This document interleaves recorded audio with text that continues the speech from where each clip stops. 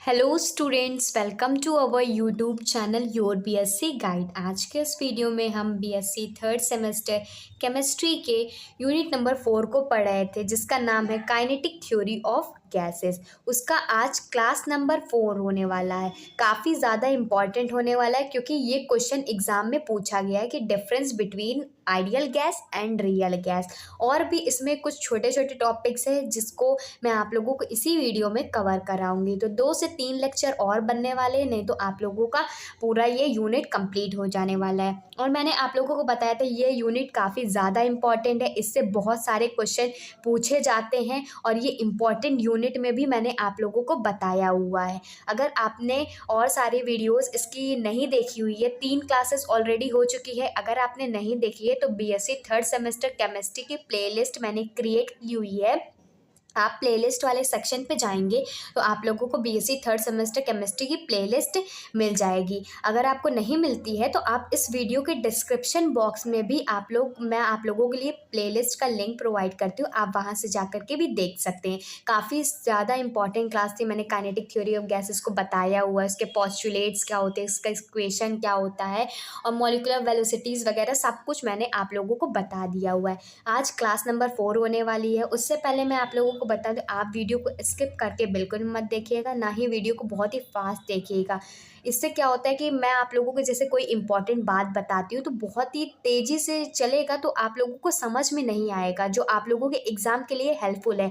तो एकदम medium speed करके ये देखिएगा, अच्छे से देखिएगा। और नोट्स नहीं बना रहे हैं तो नोट्स ज़रूर बना लीजिएगा, क्योंकि एग्ज़ाम के टाइम पे क्या होता है ना कि आप लोगों को पढ़ना भी होता है, आप लोगों को क्वेश्चन भी ज़्यादा से ज़्यादा सॉल्व करने होते हैं, सीरीज़ मॉडल पेपर सब कुछ सॉल्व करना होता है।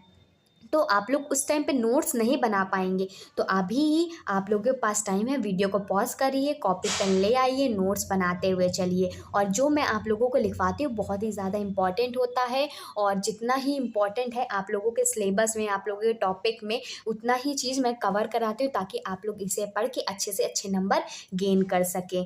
ठीक, तो नहीं लिख रहे हैं तो ज़रूर लिखिए और कमेंट करके बताइए कौन कौन नोट्स बना रहे हैं कि नहीं। बाकी मेरे चैनल पे आप लोगों को फिजिक्स केमिस्ट्री मैथमेटिक्स के सारे lecture, most important question answer, सारे यूनिट्स के, सारे चैप्टर्स के सब कुछ मिल जाएंगे। तो चैनल को सब्सक्राइब ज़रूर कर लीजिएगा, बेल आइकन को ऑल पे सेलेक्ट कर लीजिएगा ताकि मेरी हर वीडियो की नोटिफिकेशन आपको मिलती रहे।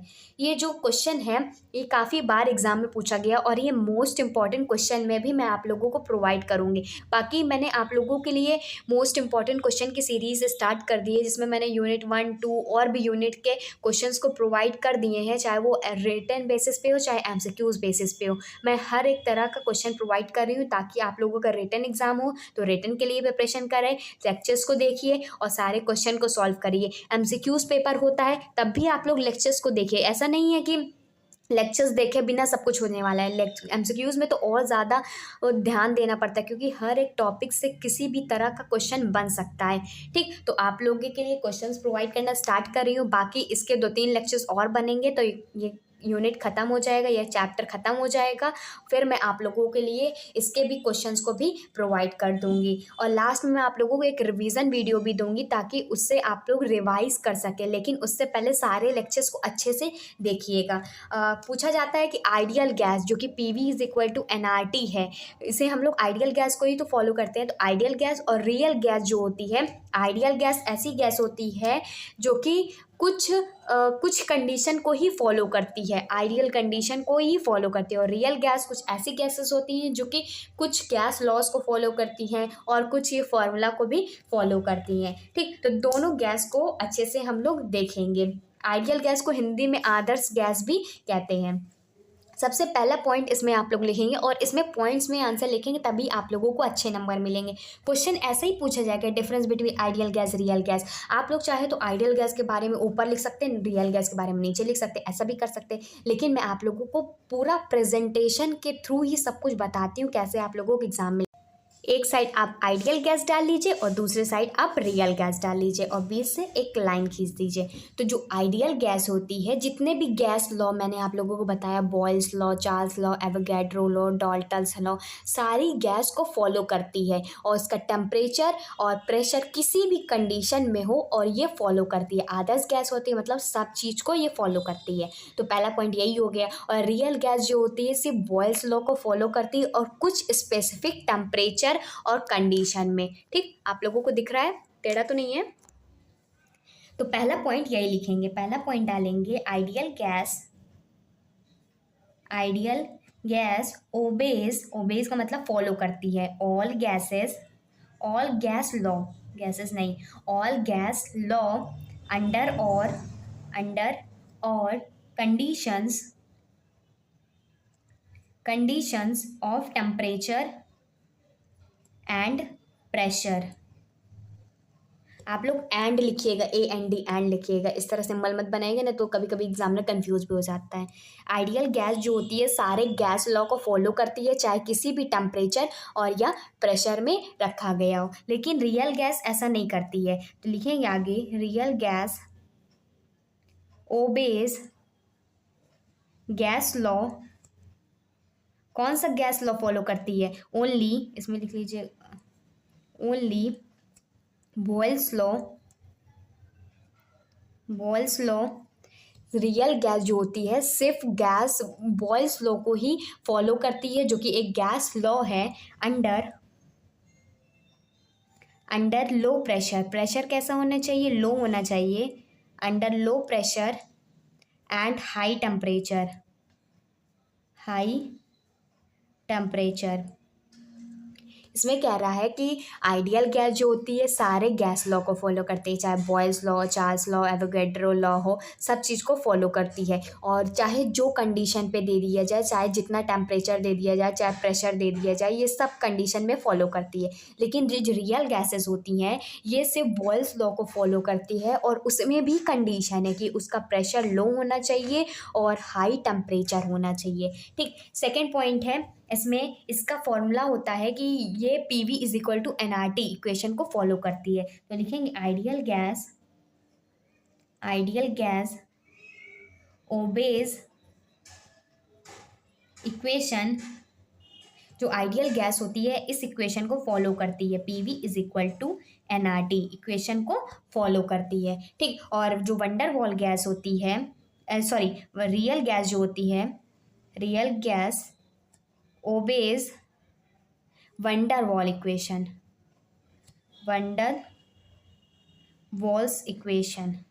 जो रियल गैस होती है वंडरवॉल इक्वेशन को फॉलो करती है, जो कि होता है P+AN² V²V-B is equal to NB होता है, NB/NRT। ये हमारा रियल गैस हमारा वंडरवॉल इक्वेशन को फॉलो करती है, जबकि जो आइडियल गैस होती है वो PV is equal to NRT को फॉलो करती है। फिर उसके बाद इसमें लिखेंगे जो फोर्स ऑफ अट्रैक्शन होता है किसी भी मॉलिक्यूल्स के बीच में, आइडियल गैस में उसको नेग्लिजिबल मान दिया जाता है, लेकिन जो इसमें होता है रियल गैस में नेग्लिजिबल नहीं मानते। सारे पॉइंट्स को आप लोगों को खुद से ही लिखना पड़ेगा और समझ लेंगे तो याद करना आसान हो जाएगा। ठीक, थर्ड पॉइंट लिखेंगे, द फोर्स ऑफ अट्रैक्शन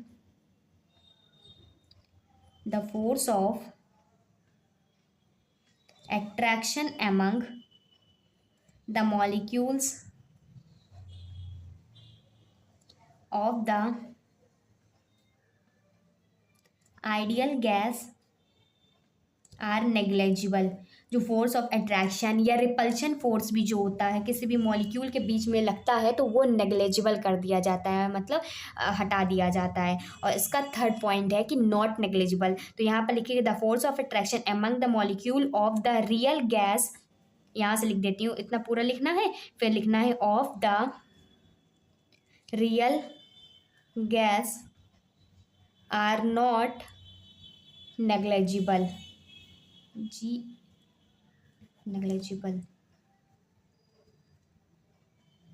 ठीक, यहाँ से लिख लीजिएगा, the force of attraction among the molecule of the real gas are not negligible. इसमें जो फोर्स ऑफ अट्रैक्शन होता है वो नेग्लिजिबल नहीं होता है। और इसमें एक पॉइंट और है कि अगर हम वॉल्यूम की बात करें किसी भी मॉलिक्यूल की, जैसे कि वॉल्यूम ऑक्यूपाइड करता है ना मॉलिक्यूल किसी भी कंटेनर में, तो वो क्या होता है, वो नेग्लिजिबल काउंट किया जाता है as compared to the total volume. मैंने आप लोगों को कई बार बताया है कि हम एक बड़ा सा कंटेनर ले लेते हैं, उसमें बहुत सारे गैसेस के मॉलिक्यूल्स डाल देते हैं, फिर उसका मॉलिक्यूल का वॉल्यूम निकालते हैं और टोटल वॉल्यूम से कंपेयर करते हैं, तो अंदर वाले का क्या होता है, नेग्लिजिबल होता है ना। तो वही चीज़ चौथा पॉइंट भी है।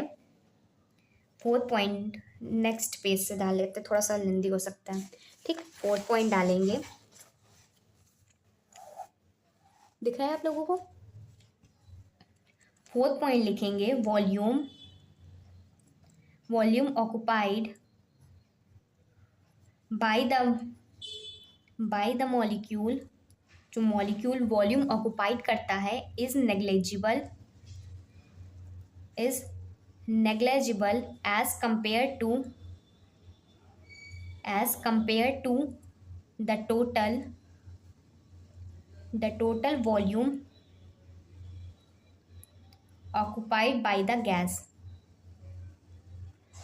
ठीक, और इसमें क्या होता है, इसमें नॉट नेग्लिजिबल, तो लिखेंगे volume occupied by the molecules is not negligible as compared to the total volume occupied by the gas। यहाँ पर नेग्लिजिबल है और यहाँ पर नॉट नेग्लिजिबल है। और इसमें एक पॉइंट और आता है जिसको मैं आप लोगों को इसी वीडियो में बताऊंगी, कंप्रेसिबिलिटी फैक्टर लिखेंगे। जो कंप्रेसिबिलिटी फैक्टर की वैल्यू इसमें आइडियल गैस इक्वेशन में 1 होती है। कंप्रेसिबिलिटी फैक्टर जिसे हम जेट से डिनोट करते हैं, उसकी वैल्यू आइडियल गैस इक्वेशन में या आइडियल गैस में, मतलब जो आइडियल गैस होती है इसमें कंप्रेसिबिलिटी फैक्टर जेट की वैल्यू 1 होती है और इसमें जेट की वैल्यू नॉट इक्वल टू 1 होती है। ठीक, इसमें 1 होती है, इसमें 1 नहीं होती है। ठीक, तो होप आप लोगों को ये वाला क्वेश्चन अच्छे से समझ में आ गया होगा। अब मैं आप लोगों को कंप्रेसिबिलिटी फैक्टर होता क्या है उसको समझाती हूँ। तो हेडिंग डाल लीजिएगा आप लोग, कंप्रेसिबिलिटी फैक्टर। ये क्वेश्चन हो गया है कंप्लीट। ठीक, नहीं समझ में आया आप वीडियो को रिपीट करके देखिए, 2 बार देखिए, समझ में आ जाएगा। नेक्स्ट जो हेडिंग है वो है कंप्रेसिबिलिटी फैक्टर, जैसे हम लोग कंप्रेशन फैक्टर भी कहते हैं। कंप्रेशन फैक्टर कहते हैं, ये शॉर्ट में पूछा जाता है या वेरी शॉर्ट में भी इसकी डेफिनेशन पूछ लिए जाते हैं। कंप्रेसिबिलिटी फैक्टर होता क्या है, और मैं आप लोगों को इसका ग्राफ भी बना करके बताऊंगी। ठीक, तो इसमें लिखेंगे द कंप्रेसिबिलिटी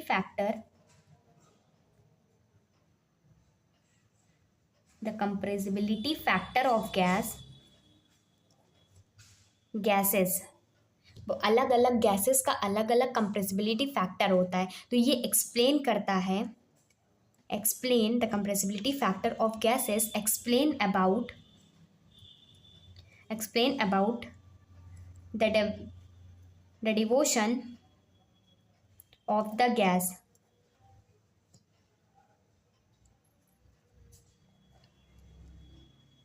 यहाँ पर डेविएशन होना चाहिए था, कितना गैस डाइवर्ट कर रही है, VIA होगा यहाँ पर। ठीक, एक बार फिर से लिख देती हूँ, DEVIATION। इसमें कह रहा है कंप्रेसिबिलिटी फैक्टर किसी भी गैस का अलग अलग होता तो है, लेकिन वो एक्सप्लेन करता है कि कितना गैस डेविएट कर रही है, मतलब कितनी गैस मुड़ रही है, वो हमें कंप्रेसिबिलिटी फैक्टर बताता है। इसको हम लोग डिनोटेड बाय लिखेंगे, डिनोटेड बाई कैपिटल जेड से इसको डिनोट करते हैं, और इसका फॉर्मूला होता है Z is equal to PV/NRT। ठीक, तो इसका फॉर्मूला होता है। बाकी मैं आप लोगों को बता दूं कि कंप्रेसिबिलिटी फैक्टर बहुत ही ज़्यादा नहीं आता है, और लेकिन इसमें की डेफिनेशन पूछ सकता है कि कंप्रेसिबिलिटी फैक्टर होता क्या है। और इतना तो आप लोगों को लिखना पड़ेगा कि जो कंप्रेसिबिलिटी फैक्टर होता है गैसेस का, वो बताता है कि कितनी गैस डाइवेट कर रही है, मतलब कितना गैस अलग अलग डायरेक्शन में डेविएशन हो रहा है, अलग अलग डायरेक्शन में इसका मूव हो रहा है या दब रही है।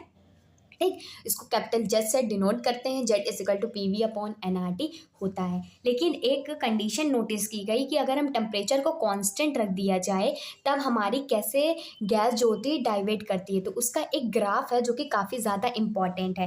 एट कांस्टेंट टेम्परेचर पे, एट कांस्टेंट टेम्परेचर, ठीक, इसका ग्राफ है, देख लीजिए ध्यान से। हम दो गैस लेंगे, एक आइडियल गैस लेंगे और एक रियल गैस लेंगे, और इधर क्या लेंगे, इधर हम वॉल्यूम लेंगे, ठीक, और इधर क्या लेंगे, प्रेशर लेंगे। और हम जानते हैं प्रेशर इन्वर्सली प्रोपोर्शनल होता है वॉल्यूम के, इसको मैंने आप लोगों को बता दिया है। तो एक हम लोग ड्रॉ कर लेते हैं आइडियल गैस का, और एक जो ग्राफ बनेगा रियल गैस का। तो आइडियल गैस का ड्रॉ कर लेते हैं। सबसे पहले ये क्या है, ये है आइडियल गैस का, आइडियल गैस, और एक हम ड्रॉ करते हैं ग्राफ रियल गैस का। ये क्या है, रियल गैस। अब यहाँ पर ध्यान से समझिएगा, ब्लैक पेन से बताती हूँ। यहाँ पर इस कंडीशन पे मैंने आप लोगों को यहाँ पर नहीं बताया, जो डेविएशन होता है ये तीन तरह से होता है। पॉजिटिव डेविएशन होता है, नेगेटिव डेविएशन होता है, और ज़ीरो डेविएशन होता है। पॉजिटिव में क्या होता है कि जहाँ पर, यहाँ पर बताती हूँ, ये देखिए यहाँ पर क्या हो रहा है कि यहाँ पर दोनों वैल्यू इक्वल है, यहाँ पर दोनों का वॉल्यूम इक्वल है। तो हम ये कह सकते हैं जो वॉल्यूम ऑफ रियल गैस हमारा, सॉरी, ये वॉल्यूम इसका ज़्यादा है ना, इसका वॉल्यूम कम है। ये देखिए यहाँ पर कम वॉल्यूम है और यहाँ पर वॉल्यूम ज़्यादा है। तो जब वॉल्यूम ऑफ रियल गैस ज़्यादा होती है वॉल्यूम ऑफ आइडियल गैस से, तो हम कहते हैं कि वहाँ पर हमारा पॉजिटिव डेविएशन होगा, ठीक। और ऐसा पॉइंट आता है जहाँ पर दोनों गैस का वॉल्यूम सेम होता है। तो इस पॉइंट में क्या कहते हैं कि वॉल्यूम ऑफ रियल गैस हमारा वॉल्यूम ऑफ आइडियल गैस के इक्वल होता है, तो हमारा ज़ीरो डेविएशन, मतलब गैस बिल्कुल भी डेविएट नहीं करेगी, बिल्कुल भी नहीं मुड़ेगी, ठीक।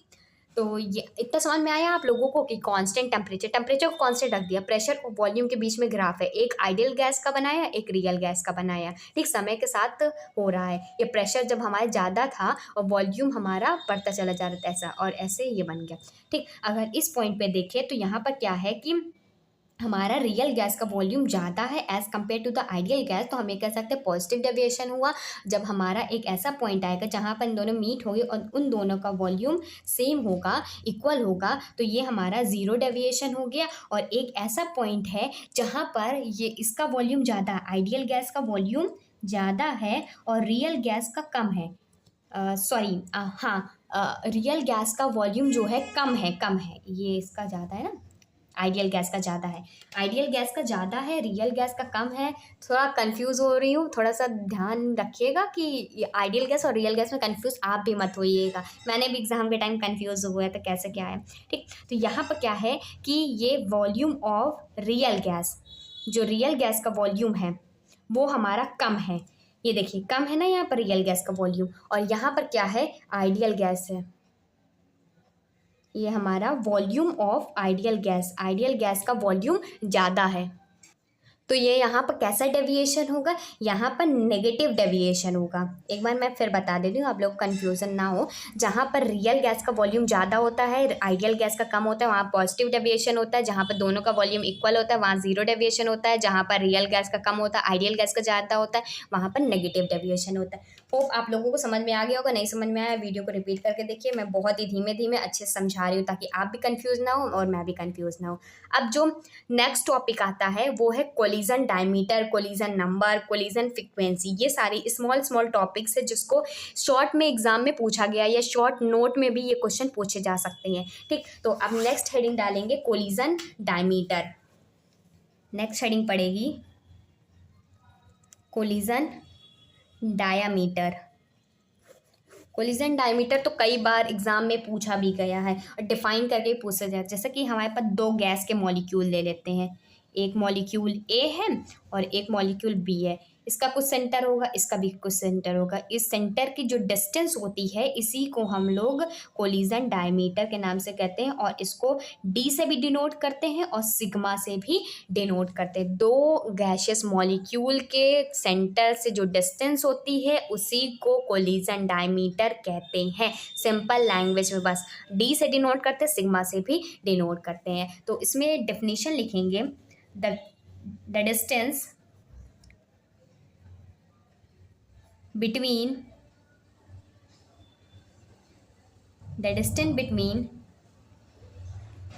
centers of two कोलाइड कर रहे हैं ना, two colliding molecules taking part in a collision में क्या होता है, दो अलग अलग मॉलिक्यूल एक दूसरे से कोलाइड करते हैं। ठीक, the distance between the center of two colliding molecule taking part in a collision, ये अलग मॉलिक्यूल ये अलग मॉलिक्यूल है, जब ये दूसरे कोलाइड कर रहे हैं तो इन दोनों के बीच की जो डिस्टेंस आएगी सेंटर से बीच की डिस्टेंस ही कोलिजन डायमीटर कहती है, इज नोन एज